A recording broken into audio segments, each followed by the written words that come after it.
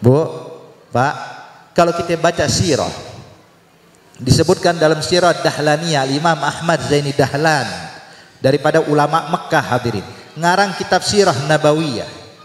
Disebutkan di situ dalam kitab sirahnya bahwasanya umat-umat terdahulu itu mereka kalau berperang bawa satu panji, satu bendera hadirin, yang mana kalau bendera ini dibawa perang pasti menang. Tapi kalau mereka lupa bawa bendera ini pasti kalah.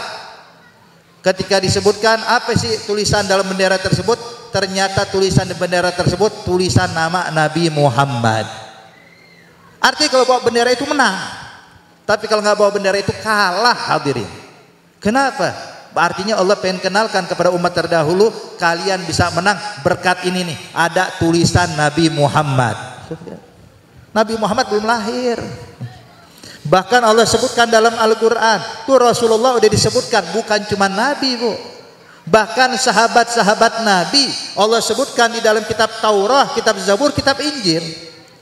Bukankah Allah nyatakan di dalam Al-Quran, Muhammadur Rasulullah walladzina ma'ahu asyiddau 'alal kuffar ruhama'u bainahum tarahum ruk'an sujjadan yabtaguna fadlan minallahi wa ridwana simahum fi wujuhihim min athari sujud dzalika mathaluhum fit taurah wa mathaluhum fil injil kazarin ila akhiri surah.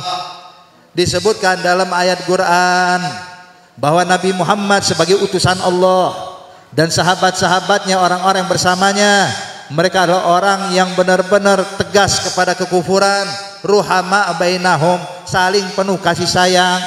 Engkau dapatkan mereka, pasti kalian dapatkan mereka lagi ruku, lagi sujud, nampak di wajahnya tanda ahli sujud. Dan inilah yang digambarkan oleh Allah. Allah nyatakan dalam Al-Quran, inilah yang saya buat gambarkan di dalam kitab Taurat dan di dalam kitab Injil. Nabi Muhammad belum lahir. Kitab Taurat diturunkan buat Nabi Musa, tapi Nabi Muhammad udah disebut, dipuji oleh Allah.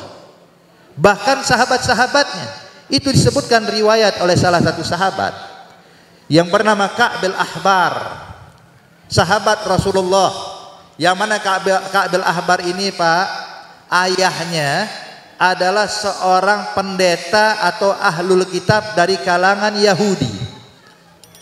Ini abahnya ini pendeta, ulama besarnya Yahudi, tokohnya Yahudi, ngajarin kitab Taurat. Jadi dia hafal kitab Taurat, kemudian diajarkan. Ibaratnya kalau kita belajar tafsir Quran, diajarkan tuh Allah berfirman begini, Allah menyatakan dalam kitab Taurat. Tapi kata Ka'bil Ahbar, yang aneh, ada berapa lembar itu sama abahannya itu disobekin dari kitab Taurat, disimpan dalam kotak. Jadi ada berapa lembar kita nggak pernah diajarin. Kita nggak tahu tuh apa itu yang disembunyiin abah kita.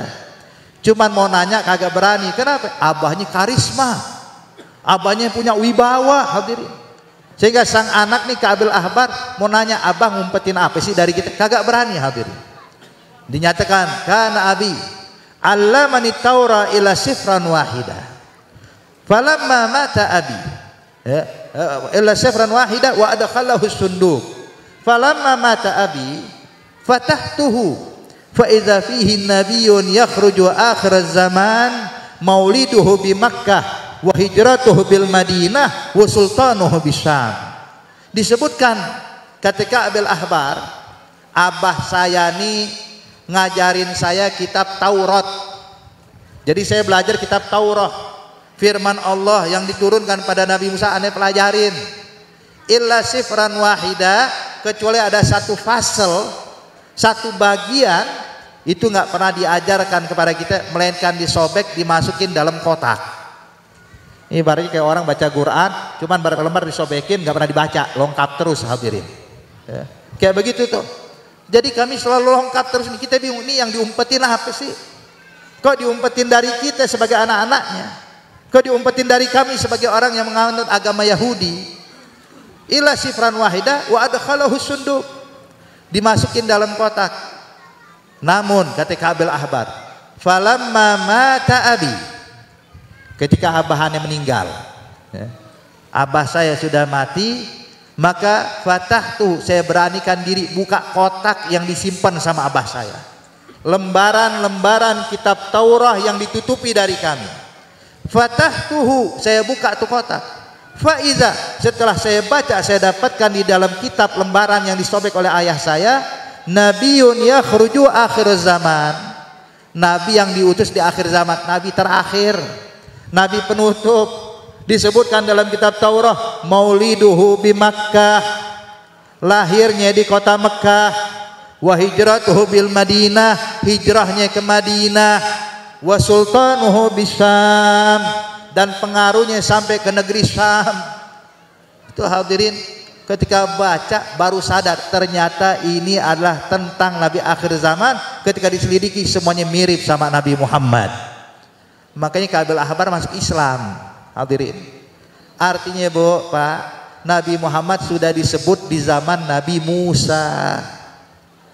Nabi Muhammadnya belum lahir, tapi Allah disebutkan ini loh sosok nabiku Nabi Muhammad, pimpinan para nabi, pimpinan para rasul. Udah disebutkan oleh Allah di dalam kitab Taurat, di dalam kitab Injil disebutkan, dalam kitab Zabur disebutkan.